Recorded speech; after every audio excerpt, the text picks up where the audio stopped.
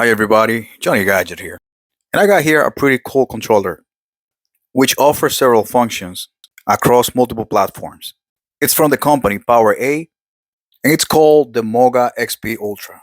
And what truly makes this controller stand out is not the fact that it can be used on multiple platforms, but also the ways in which you can play your games, either with a regular controller, the mini pad, or the phone clip here for your mobile phone, and connectivity to either your Android, Xbox Series X, or your PC Windows.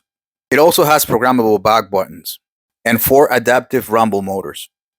I was also pretty impressed with the packaging. So why don't we go ahead and actually conduct a box opening here? Since I felt that opening this box felt really premium. What's in the box? Well, let's find out. Got the Moga Power A logo on the top of the box. And as we are opening it, surprise, we have a box inside the box. And a small ribbon here that allows us to pull it out. And the Moga XP-Ultra yet again on top of the inner box. Let's get rid of this cardboard piece here. And as soon as we open it, we've got the main guy here. Let's zoom in a bit more so you can appreciate up close the star of the show. It's got a pretty decent weight. And yeah, it definitely feels pretty premium ergonomically. Very similar to a regular X series controller. We also got inside the box the aforementioned phone clip with different levels of articulation depending on which viewing angle you prefer. This product often reinforces the usage of Game Pass or cloud gaming, as it is in the end a third party Xbox controller.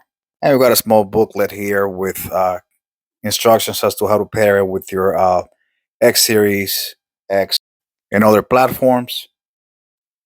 And if we take a look at underneath the main packaging, we got a Type A to Type C cable and just some Game Pass information.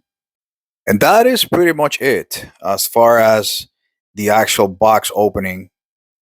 Again, I felt that the packaging and the box opening experience was pretty cool. Now let's compare it with our regular X Series controller. Ergonomically, they pretty much feel the same. The D-pad feels solid, full joysticks, and operate pretty much in the same way. The face buttons on the Moga felt a little bit bigger and a little more clickier, and the home button is placed a little bit lower than on the regular X Series controller. And an additional battery check button here, but we'll circle back to that later. As for ergonomics, the handles feel pretty much the same. Even the material felt pretty similar. The only difference is that in the back of the Moga, we do have a couple of programmable buttons that come pretty handy when it comes to adding additional functions or simply remapping actual buttons. And they felt very responsive and easy to reach. As for the battery check button located in this area, it is pretty handy though. Once you press it, there are 4 lights here, each indicating 25%. Right now we have 3 lights out of 4, which means that we should be at 75%. But the main feature of this controller is its ability to convert itself into a mini pad.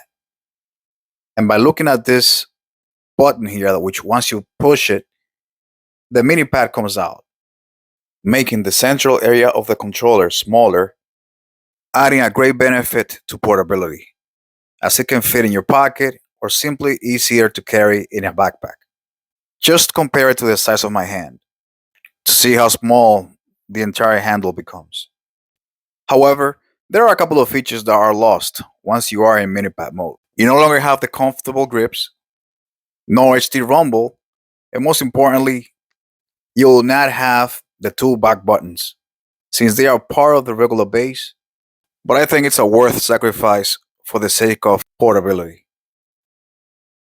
Now, the last option for gaming is using your phone, and this is when this mobile clip becomes handy. Once you reattach the mini pad back to the base, which by the way is pretty secured, we can now proceed to attach the phone clip. You can adjust this in whichever way you prefer.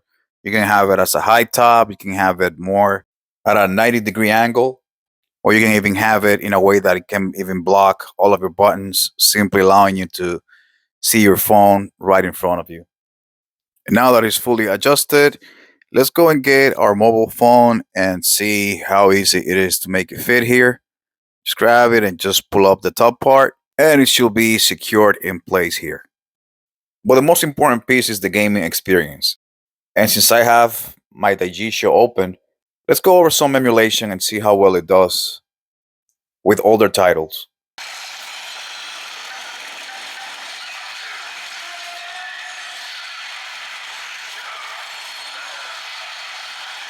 But the biggest feature of this device is to truly conduct cloud gaming on it. Hence why Game Pass is an essential element for you to be able to do any type of cloud gaming. Let's give a shout to Rise, Son of Rome. This is a pretty violent title, released at the times of the show Spartacus and when the 300 movie was originally released. So at the time, slow-mo kills was like a big thing.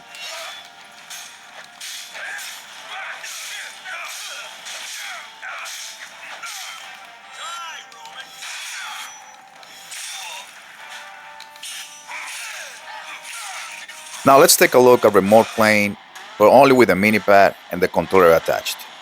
And just by looking at it, does this look like the most comfortable way to play any games at all? And I have to agree with Caesar on this one. I think for the first few minutes you might be okay, but eventually you're gonna develop tiredness and hand fatigue at some point, since you no longer have the grips, and the weight of the phone is going to apply pressure on your wrist. However, a different option is to implement some form of table mode by removing the phone from the controller and create some kind of kickstand, either with something that's already attached to your phone case or a separate kickstand of your own, as this will make gaming much more comfortable, preventing any hand fatigue that you'll experience if the phone is still attached to the mini pad.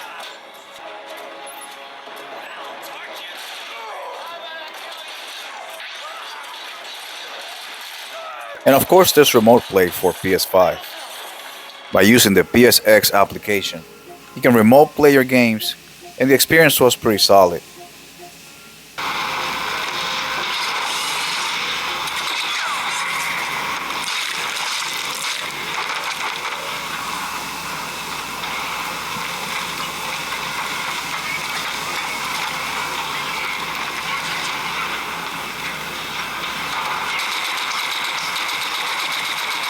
A small drawback is that I was not able to connect wirelessly to my PC, and although the experience was good, wired was the only option.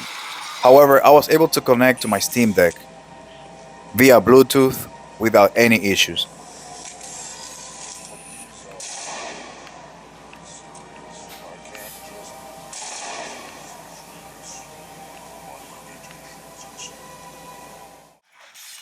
So, in conclusion, I do think that the Moga XP is a pretty solid purchase. The fact that it offers so many unique ways to play definitely gives it an advantage when compared to other controllers.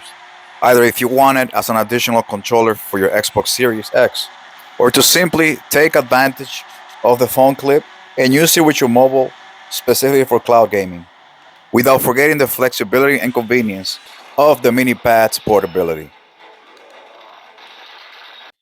I wouldn't recommend it at its current price, $99.99, but I often see it on sale for around 30% off. And I think that $60 to $70 is a pretty decent price for this device and what it offers. Let me know your thoughts on this device. Like, subscribe, and happy gaming.